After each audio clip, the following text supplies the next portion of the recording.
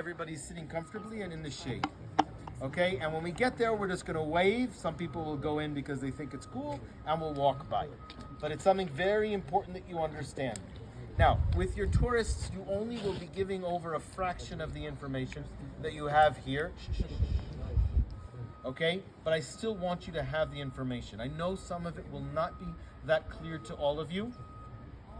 Write it down, document it. Eventually, it might make sense. We are now in the southwestern corner of Temple Mount.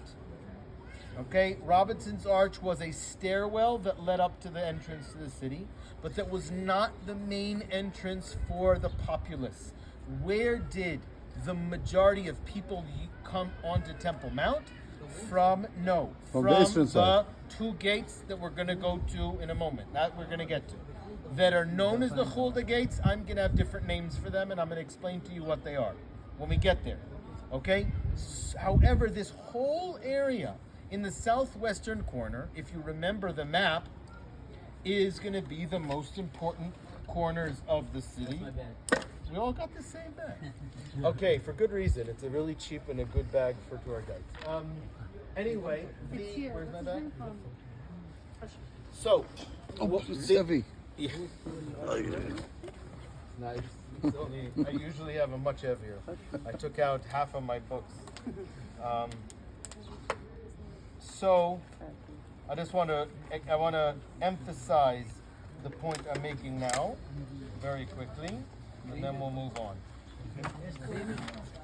So when we're looking at Jerusalem from the Second Temple period, okay, this is Temple Mount, and we're talking about this area. This area is going to be, you see, this is the city. I explained, this is an extension that was only added on at the time of Herod, and this is just more or less imaginary, because it's only from the very last phase. So this is the city, which means the southwestern corner is the main area that people interfaced with the Temple Mount. And therefore, that explains most of the things that we're going to find in this area. We have the street. Along the street, what do we have? Shops. You see the shops down over there? What are you selling in the shops? What are you doing in the shops? They're selling the goats, the sacrificials. Okay. Sacrifices. Either sacrifices. You aren't necessarily going to come here with a goat. You may, okay, but a sacrifice. Let's say if it's a woman who just gave birth, has to give 2 doves. Okay, if it's a family, if somebody that got impure, did something, has to bring a small offering, a meal offering. You can purchase all that here. Another thing you could do, you're not allowed to go on with shoes, so maybe you would check your shoes if you came in. You got a little ticket and you went up barefoot or with small sandals that were made out of leather. Okay, so all this was available there. Maybe you could buy cheese. Okay, I don't know.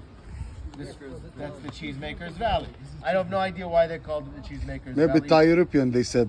Maybe the Tyropian coins come from Tyre. No. Okay, in order to go on the temple, you needed to be pure.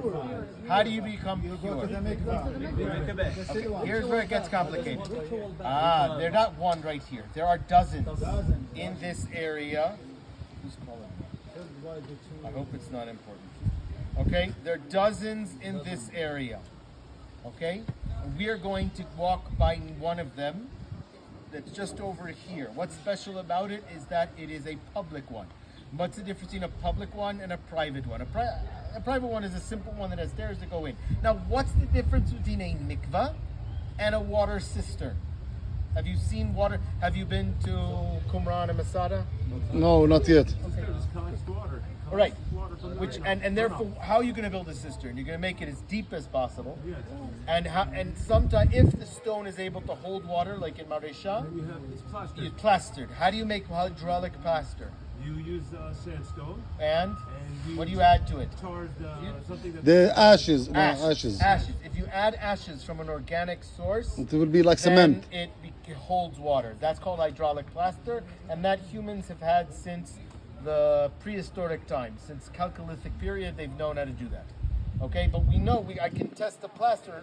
Again, I know what it looks like, but in chemistry, you can clearly know whether it's hydraulic or not. Meaning, some plaster won't hold water. So this plaster will. Okay. Now, Also, what they make by the water must keep. Okay, so I'm trying to explain that. Now, a cistern can be any water from whatever, and it's used for anything. If you clear it out, it's fine. A mikvah needs to come from natural sources. Fresh water, Which fresh means water. it's from a spring or it's from rainwater, and it can't be brought there in a bucket. It has to be brought there only by rainwater or by gravity. That's it. Okay, now, that means that, by the way, by Sukkot, it stank. It was disgusting. It wasn't cleanliness. It's ritual purity. Okay? Now, you have lots of people coming and you don't want to bump into each other.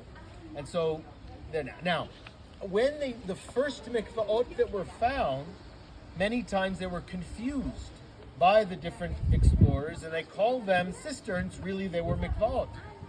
Who was the one that, let's say, wrote the rules? Well, one of the first places was in the big excavation of Nachman Avigad in the Jewish quarter. As we said, they found dozens of mikvaot.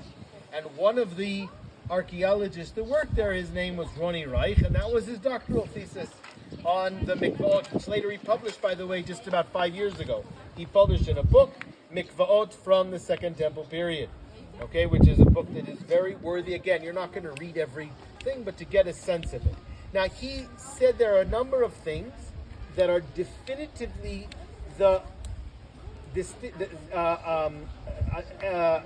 identifying symbols of mikvaot as opposed to cisterns.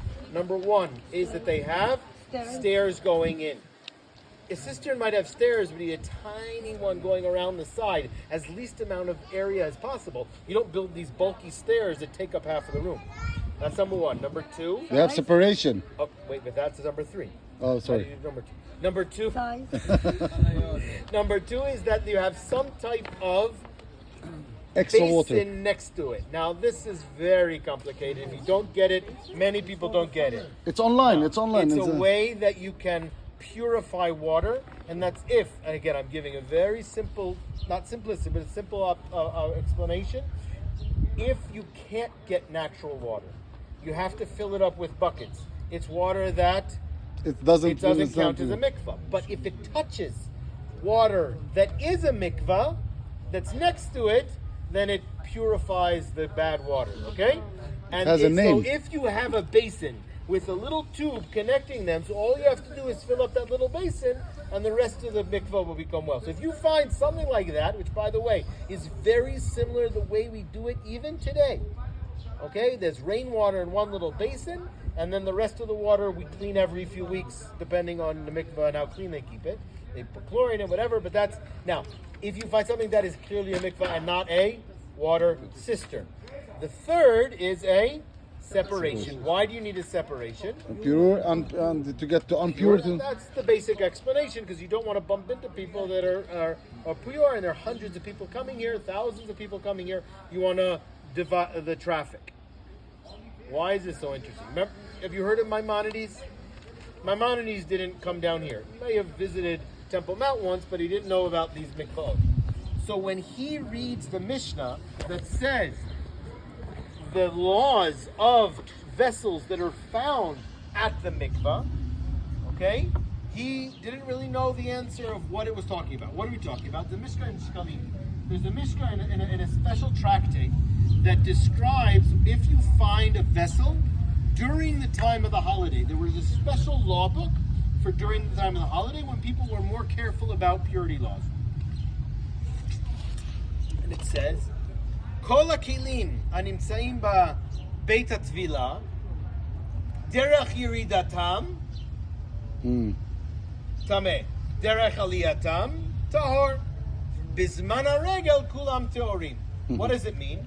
It means any vessels that are found in the mikvah, The way if in. it's on the way down, then it is impure. If it's on the way up, it is pure. If it's the time of the festival, then they're Everything all is pure. No one would leave a vessel lying around if it's not pure. Now, the Rambam didn't see the mikvah here, and he said it has to do with the vessel itself. It's facing downwards, then it's impure. If it's facing upwards, then it's impure. Let's go over to the mikvah here and see if we can come